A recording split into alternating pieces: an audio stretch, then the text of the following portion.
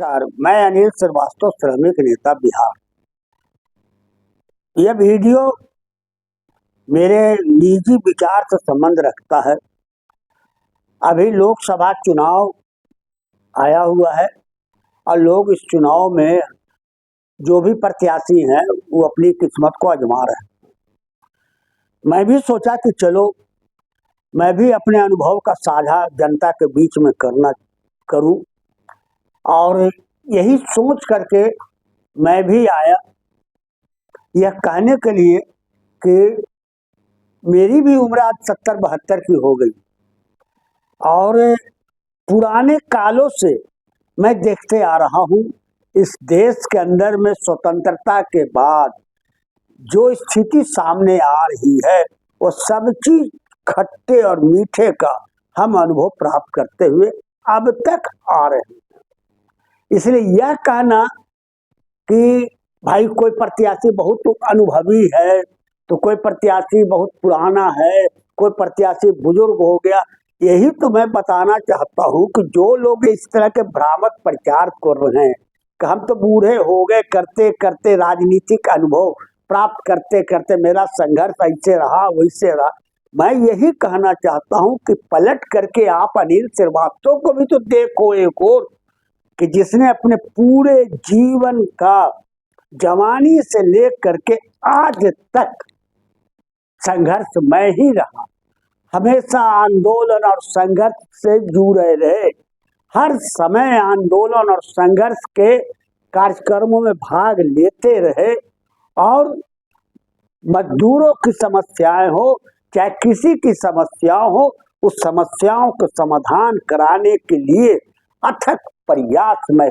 करता रहा, चाहे उसमें हमारी जितनी भी यातनाएं शारीरिक रूप से हुई, कहीं पुलिस ने मारा हमको, कहीं हमको बर्फों पर सुला दिया गया, कहीं और प्रकार के टॉर्चर किए गए, कहीं ब्रिज से हमको घसीटा गया, छिलाते हुए, गिरते हुए, पड़ते हुए, जैसे लगता है कि कोई फिल्म का विलेन जो है तो घसीट करके ले जा रहा है। ये सारा चीज हुआ, जेल भी गए, जेल में अंदर भी रहे, सारा कुकर्म, लेकिन इस सारे चीजों में हम जो देखते आए उसमें हम उस वादी काल से सन 1950 के बाद से जब हमारी पैदाइश हुई और जब से होश संभाला उस समय से हम ये देखते आए और देख करके ये देखे कि क्या जमाना था उस वक्त और क्या जमाना आज है, क्या स्थिति उस वक्त थी और क्या स्थिति आज है, इसका मूल्यांकन करना पड़ेगा। नहीं मूल्यांकन करोगे तो पछताते रहोगे हमेशा। उस वक्त में कई एक प्रधानमंत्री आए, मनमोहन सिंह भी आए, बीपी सिंह भी आए, मोरारजी देसाई भी आए और श्रीमती इंदिरा जी का भी राजपाट रहा। सब चीज को मैं, अटल बिहारी वाजपेयी जी भी आए, सबको मैंने देखा, उनका क्रियाकलाप कार्यक्रम जितना भी था मैं देखा। अटल जी को भी मैं तारीफ करता हूँ क्योंकि उनको मैं प्लेटफार्म गया, रेलवे प्लेटफार्म पर भी उस वक्त हम देखा था जब वह विपक्ष में आवाज उठा रहे थे, उस वक्त भी हम उनको देखा था। और जब प्रधानमंत्री बने तो उन्होंने ही नारा दिया था कि सूखी नदियों को जलाशय वाली नदियों से जोड़ दिया जाए तो बाढ़ की समस्या और सुखाड़ की समस्या समाप्त हो जाएगी, ये उनका नारा था। बीपी सिंह को भी हमने कार्यक्रम को देखा, मधु दंडवते भी जब रेल मंत्री बने उनको भी हमने देखा कि उनके कार्यकाल में कितने लोगों को रेलवे के अंदर में बहालियां हुई, अनगिनत बहालियां हुई, खलासी में, सब्स्टिट्यूट में, पानी पाड़े में, फलाना में, ढेकाना में, पूरा जगह कहीं पर नियुक्ति का रोक रहता। मैंने मनमोहन सिंह जी के भी कार्यकाल में देखा कि गैस का दाम 450 रुपया हो गया और यह भी देखा कि एक विपक्ष की नेत्री जो भाजपा से रिलेटेड अभी मंत्री है उन्होंने गैस का सिलेंडर का एक आंदोलन चलाया। उस वक्त भी मैंने बोला कि बहुत महंगी बढ़ गई है और इसी चीजों से उब करके लगा कि बहुत महंगाई बढ़ गई, नौकरी पर रोक लगते जा रही है। उस वक्त एक उदय हुआ राजनीतिक पटल का एक उदय हुआ। वह उदय 2014 में हुआ। वर्ष 2014 में एक महाशय आए जिन्होंने यह वादा किया कि महंगाई को हम कम कर देंगे। उन्होंने वादा किया कि 2 करोड़ बेरोजगारों को हम रोजगार देंगे, रोजगार पर नियुक्ति बंद कर दी गई है, हम चालू करेंगे। उन्होंने यह वादा किया कि हम देश को बिकने नहीं देंगे, यह वादा किया। पता लगा उनके बारे में कि यह व्यक्ति कौन है, ये महाशय जो बोल रहे हैं देश की जनता के सामने, तो पता लगाया कि कौन है। तो भाई पता चला कि एक चाय बेचने वाला। तो मेरे को लगा कि चलो एक चाय बेचने वाले के दिल और दिमाग पर यह बात तो आई कि भारत के अंदर में गरीबी है, ये बात आई समझ में।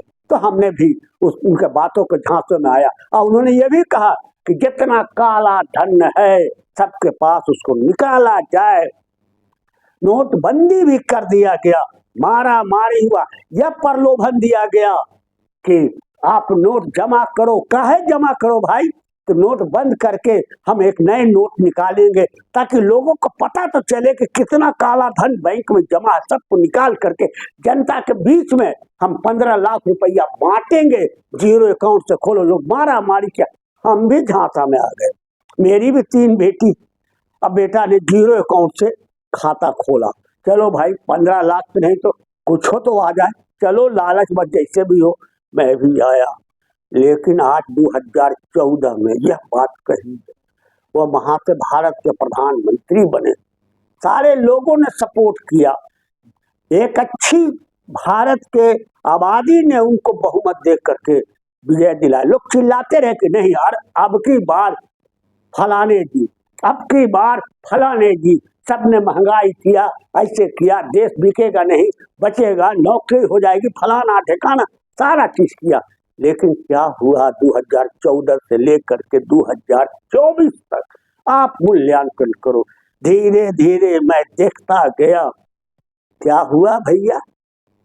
नौकरी बंद, निजीकरण प्रारंभ, सरकारी संपत्ति को, राष्ट्रीय संपत्ति को निजीकरण करके दिया जा रहा है, प्राइवेटिज्म का बढ़ोतरी। नौकरी जब बंद हुआ तो लोगों को उसमें वहां का संदेश आया, जमीन पर दुकान खोलो, छोटे छोटे फुलौरा बेचो, पकौड़ा बेचो, सिगारा बेचो, बेरोजगारों को रोजगार नहीं चाहिए भाई हर हालत में। क्या हुआ संभव, फुटपाथ वाले।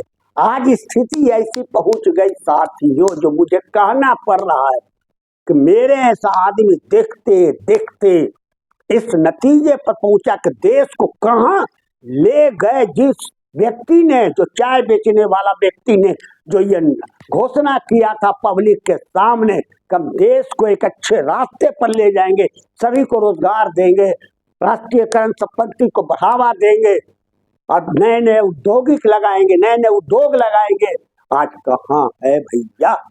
बेरोजगार रह गया, प्राइवेटिज्म बढ़ता चला गया। आज सारे जगहों पर, खासतौर पर रेलवे के अंदर नियुक्तियां बंद कर दी गई, हर काम प्राइवेट में किया जा रहा है। आपको कहेंगे कि प्राइवेट में रोजगार तो मिल रहा है 6,000 रुपया महीना पर, 5,000 रुपया महीना पर, एवं 10,000 महीना पर। और तो और देश के अंदर में गरीबी बढ़ती गई। अब 82 करोड़ पहुंच गया देश गरीबी की रेखा के नीचे, जिसको 5 किलो अनाज मिल रहा है। क्या 5 किलो अनाज में पेट चल जाएगा? मैं ही आदमी हूं कि 400 रुपया मेरे को वृद्धा पेंशन मिलता है। आप ये प्रमाणित करो कि 400 रुपया में एक आदमी पूरे महीने का जिंदा रहेगा कि नहीं रहेगा, यह प्रमाणित करो। मुझे 400 रुपया मिलता है। ये स्थिति पर पहुंच गए जहां गैस 1,000 रुपये सिलेंडर है, जहां कड़ुआ तेल 150 रुपये लीटर है, जहां दाल 160 रुपये किलो बिक रहा है। वैसे स्थिति में मकान, दुकान, सारा चीज, जहां एक एक आदमी जो रोजगार नहीं मिल रहा है, ठेला चला करके प्राइवेट में काम करके 6,000 5,000 में कमा रहा है। हम उनकी बात नहीं करना चाहते हैं तो 3 लाख 2 लाख रुपया कमाते हैं।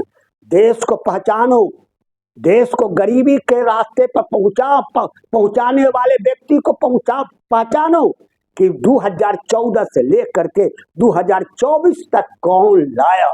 अब उनके उम्मीदवार विकास तो कर गया शहर में। मैं जानता था भाजपा के ये जो समर्थित उम्मीदवार हैं, मैं उनको उस वक्त से भी जानता था। आज कहां से कहां पहुंच गए, संगमरमर पर चल रहे हैं। अपने पुत्र को मंत्री बना दिया। ये विकास उनका हुआ, विकास आपका नहीं हुआ।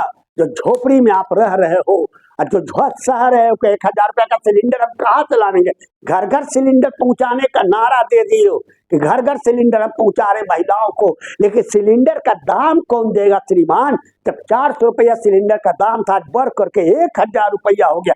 1200 था, 200 घट करके आ गया। सारी रात मियानी एक पाठी बियानी वाली कहावत चरितार्थ हो गई। कहाँ हैं आप? पहचानो वैसे लोगों को। और देश के 82 करोड़ की जनता, उनसे पूछो कि कहाँ आप लेके जा रहे। विकास आपका हुआ कि आप संगमरमर पर चलने लगे, झोपड़ी में रहना बंद कर दिया। अगर आप झोपड़ी में रहते, अगर चाय बेचने वाले का दर्द आप समझते, चाय बेचने वाला आज भी हमारे वेंडर ट्रेनों के अंदर मोनोफ्राइज चल रहे हैं, हर जगह पैसा नहीं है। आज भी फुटपाथ पर के लोग जीविका चला रहे हैं, दुकान पर खड़ा होकर बिके नहीं बिके। मैं रोड पर अध्ययन कर रहा हूँ, एक सवाल मैंने उठाया कि भाई यहाँ पर भीख मांगने वाले वृद्धाश्रम खोलो। मैंने उठाया तो कह रहा है कि अधिकारी को 2000 रुपया कमाता है। मैंने सारे भिखमंगों को बिशुनपुर से लेकर के शनि मंदिर तक, मैं सारे भिखमंगों से जाके पूछा कि दिन भर में कितना कमाते हो बाबू। तो कोई ने कहा कि 100 रुपया, कोई ने कहा 200 रुपया। कैसा झूठ बोलता है ये अधिकारी कि 2000 रुपया भिखमंगा कमाता है। और मैं खुद प्रैक्टिकल किया, मैं भी बैठा कलेक्टर के सामने कटोरा ले करके, अब बैठ करके मैं भीख मांगा कि मुझे भी भिक्षा दो, मुझे भी भिक्षा दो। 5 रुपया 5 रुपया 5 रुपया, किसी ने 2 रुपया देना चाहा। मैंने कहा कि 5 रुपया में तो बिस्कुट नहीं होता है, 2 रुपया काला दे रहे हो। 5 रुपया टोटल हमको कितना मिला? 90 रुपया। इतना मेहनत करने के बाद 90 रुपया मेरे इस आदमी को भीख मिला। और लोग कहते कि 2000 का भीख मंगा बहुत अच्छा हो। क्या शर्म नहीं आती है कहते हुए? चूंकि आप कमा रहे हो, आप 2 लाख 1.5 लाख रुपया कमा रहे हो। कहावत है कि जिसको प्यार फटता है ना, वही दर्द समझता है। इसलिए मित्रों या शहरवासियों से हम निवेदन करना चाहते हैं कि ऐसे व्यक्ति को पहचानो। जब तक नहीं पहचानोगे कि जो ये झांसा दे दे करके 2014 से 24 तक ले आया, अब कुछ नहीं हुआ, बल्कि देश गरीबी के मामले में, हर चीज के मामले में विकास कर गया। लेकिन आपका जो आंतरिक चीज है उसमें विकास नहीं किया। इसलिए मैं ये निवेदन करना चाहता हूँ। मेरा अभियान चलने वाला है, मैं पर्चा बांटूंगा 8 तारीख से शहर के जनता के सामने। अब मैं किसी का वकालत नहीं करना चाहता हूँ, केवल हम आपके बीच में यह वीडियो बनाने का मेरा एक लक्ष्य है कि आप पहचानो वैसे लोगों को। जब हम आपके बीच में पर्चा देंगे तो पूछो उनसे जो आएंगे कहने के लिए कि आप जो है अब की बार फिर दे दीजिए, 400 के पार आ जाएगा। उनसे पूछो कि आपका तो विकास हो गया, बेटा मंत्री बन गया, बेटा राज चला रहा है, आप भी जाना चाहते हैं लोकसभा में। क्यों? फूस पर रहने वाला आदमी, गरीबों के दर्द को नहीं समझने वाला व्यक्ति भूल गया। वैसे स्थिति में आप वैसे लोगों को कदापि भी अपना मत नहीं देंगे। विचार करेंगे, सोचेंगे, उनसे पूछेंगे कि क्या हुआ फाल्गु में पानी आया। जो सूखी फाल्गु मांगे पानी का आंदोलन अब 14 साल चला है, अब अभी तक चला रहे हैं। क्या हुआ भैया? तो बांध एगो बंधा दिया, रबर डैम, 3.25 अरब रुपया खर्च कर दिया। किसी ने सवाल उठाया? आज भी फाल्गु में पानी नहीं है, किसी ने उठाया? ये लूट हो रहा है। इसलिए मित्रों, इस सवाल पर आप विचार करो। मेरा ये कहना, मैं किसी के बारे में नहीं, लेकिन जरूर इस बात को कहूंगा कि झांसे में अबर 2024 में आप नहीं आओ। 14 से 24 10 वर्ष के अंतराल में इन्होंने सारे चीजों पर पर्दा डाल दिया, कोई काम विकास नहीं हुआ। इसलिए ऐसे व्यक्ति जो उनका समर्थन करते हैं उनको बेनकाब करो। अब पुनः विचार करो इस लोकसभा के जो चुनाव होने जा रहा है, और खासतौर पर 19 अप्रैल को गया में आप विचार करके मत दो, ताकि ऐसे लोग जो झांसा दे रहे हैं उनको पुनः इस गया के लोकसभा के सीट में नहीं आने दिया जाए। ये हमारा कोशिश रहेगा और हम इसी प्रयास को 8 तारीख से 10 तारीख तक पर्चा बांटेंगे जनता के बीच में। मैं एक मतदाता भी हूँ और इस देश का नागरिक भी हूँ। जिला अधिकारी को भी मैं पत्र दिया हूँ कि मुझे अनुमति दिया जाए। मेरा भी हक और अधिकार बनता है कि मैं जनता को जगाने का काम करूं। धन्यवाद। अनिल श्रीवास्तव, श्रमिक नेता, बिहार।